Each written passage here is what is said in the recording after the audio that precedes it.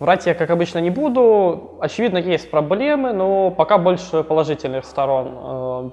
Все готовы работать, все работают.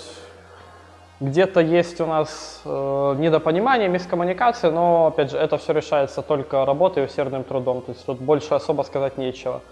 В плане разницы организации Virtus.pro и Vega Squadron, ну, естественно, у разных организаций разный подход, и отсюда небольшая разница, но пока у нас все есть на руках, то есть нам все, что надо, нам Vega предоставила, и все в руках игроков, так сказать, и все от нас зависит.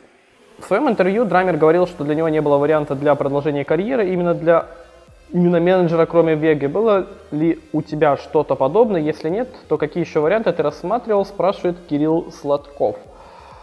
Были у меня варианты, и варианты я рассматривал разные, вплоть до того, что мне стоит взять некий перерыв от доты, но так случилось или так сложилось, что я решил все же играть, решил попробовать именно себя в Веге, потому что, для меня, наверное, это был самый наилучший вариант именно в СНГ. Европу, Америку я думал, но, опять же, приоритетом сделал для себя СНГ и, соответственно, сделал такой выбор. В принципе, больше сказать и нечего. Также был вопрос о том, хотел ли бы я поиграть, точнее, это все тоже вопрос, хотел ли я поиграть за американцы, китайские, корейские, в принципе, в другом регионе. Ответ неоднозначен, потому что, выбор сделать такой тяжелый, потому что это подразумевает в какой-то степени, выезд из СНГ и проживание в другом регионе, что, не совсем привычно, и это довольно-таки трудный выбор. Но такого варианта не исключаю. Зачем состриг волосы, спрашивает Богдан Батарчук. Это Бодя Айсберг под фейком. В принципе, как я уже много раз на самом деле отвечал, у меня не было ни особой причины растить волосы. То есть я это делал просто потому, что так сложилось по жизни, на это не было ни одной причины. И так случилось, что я решил постричь их перед отдыхом. И все, пошел состриг. То есть у меня нет никаких либо великих на белорусском уже больших эмоций по этому поводу, что типа вот, волосы, подстриг и все такое. Сделал и все, и забыл. Как-то так. Опять же, с Андреем Магом я уже играл. Остальных ребят, в принципе, я знал, мы пересекались на ланах где-то в интернете, так что именно проблем как с таковым знакомств не было, хотя, очевидно, это, не самая легкая вещь как-то уживаться с новыми тиммейтами, потому что тебе приходится узнавать что-то новое и менять себя, чтобы было выгоднее, так сказать, всем, в пользу своих тиммейтов, своей новой команды. Нет ли обиды у Мага за кик в свое время из Polar, спрашивает Руслан Кравцов. Да нет, на самом деле нет. Точнее, я не могу отвечать за Мага, то есть по разговору с ним, который у нас был, у него не было обид. Разговор прошел примерно так, что когда именно мы кикнули Мага, не люблю это слово, кик, убрали Мага и уволили, Мага.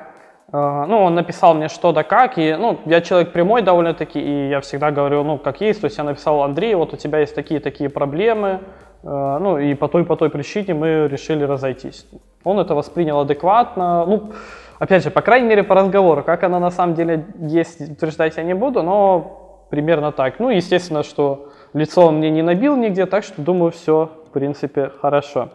На этот вопрос нету прямого ответа обычно, потому что, даже сказав выиграть International, это не совсем есть правда, то есть выигрывать нужно все игры, нужно выиграть все турниры, а International это одна из ступеней, но она является самой крупной, самой такой конечной, где ты должен показать себя на полную. Как оно будет, посмотрим.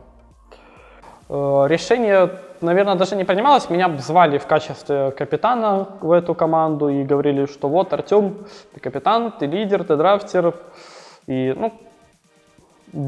выполняй, соответственно, свои функции, если ты согласен. Как-то так. То есть, как такого разговора не было, но при этом я не являюсь каким-то тираном или что-то такого в своем духе. То есть, как и во всех предыдущих командах, если кто-то чувствует, что... Точнее, даже не кто-то, а если команда чувствует, что я не подхожу им в качестве капитана-драфтера, они имеют полное право меня сместить с этой должности, и поставить человека, в котором они уверены. То есть, по идее, так, я думаю, эта система и должна работать. То есть, если люди хотят нового капитана-драфтера, то они, собственно, это и сделают. Как считаешь, что в первую очередь определяет успех команды? Есть много коллективов с игроками высокого уровня, но просто индивидуального скилла недостаточно. Это тактика, выбор героев или еще что-то, спрашивает Татьяна Проворникова.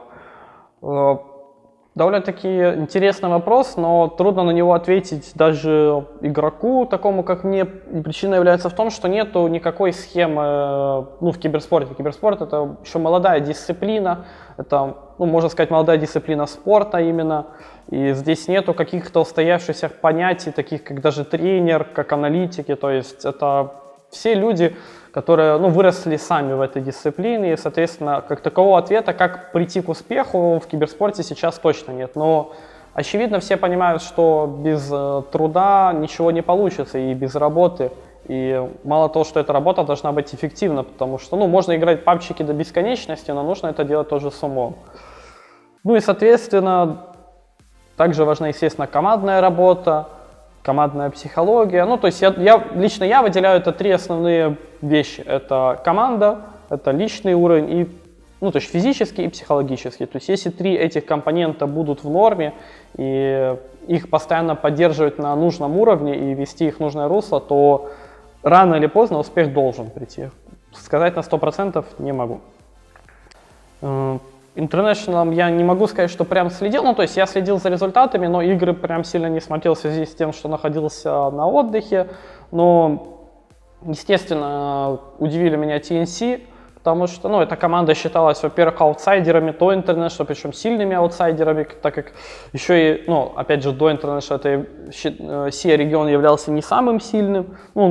По сути, даже считался почти самым слабейшим, квалификации там самые слабые, наравне с американским. Но International расставил все по своим местам, и все вы знаете, какой регион сейчас считается слабейшим. И удивили меня в обратную сторону ОГ, потому что, опять же, с интервью с Монминдером стало известно, что ребята словили звезду, так сказать, не нашли нужной мотивации должной перед International, и результат дал о себе знать. И, естественно, Wings, но, опять же, еще на манилском мажоре я Wings ставил как в топ-4, но мое предсказание тогда не сбылось, они заняли 16 место. Но, видимо, те проблемы, которые случились у них на манильском мажоре, они смогли решить к International, и, соответственно, выиграть этот самый International. Да, согласен, да, будем исправлять. То есть, вопрос...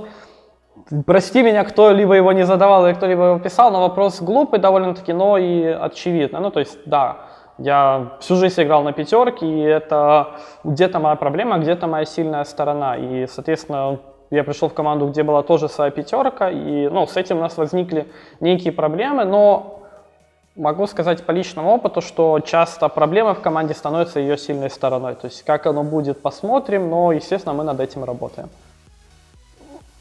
По той квалификации мне запомнился администратор Плуто, с которым у нас сложились очень такие взаимно хорошие отношения в качестве 2 фраз «Go Pluto», «Go Pluto», «Go Pluto».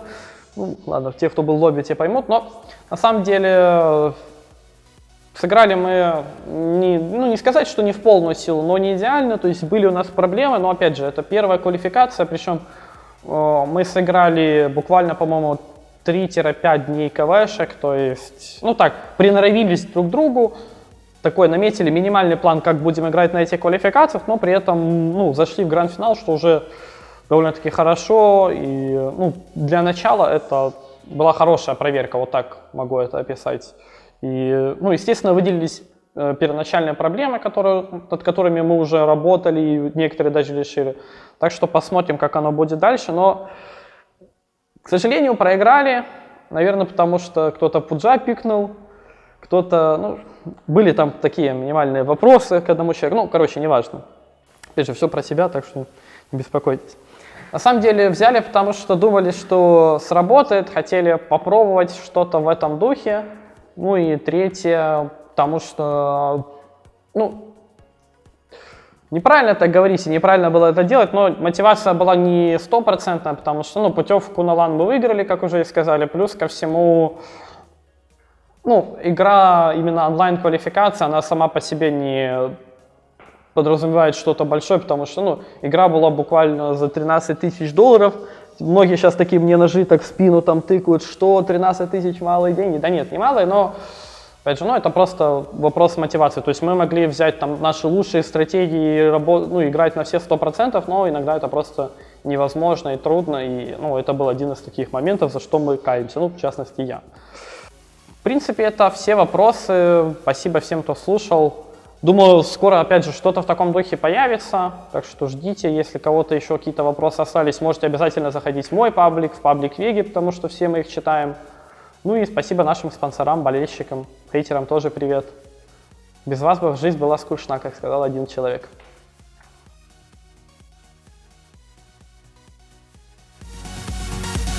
Расскажи, почему ты взял в одной из карт матча против КАИП, и считаешь ли ты этого героя потенциально сильным и стабильным пиком, или это просто была импровизация в игре, которая не решила судьбу слота на лан-финал?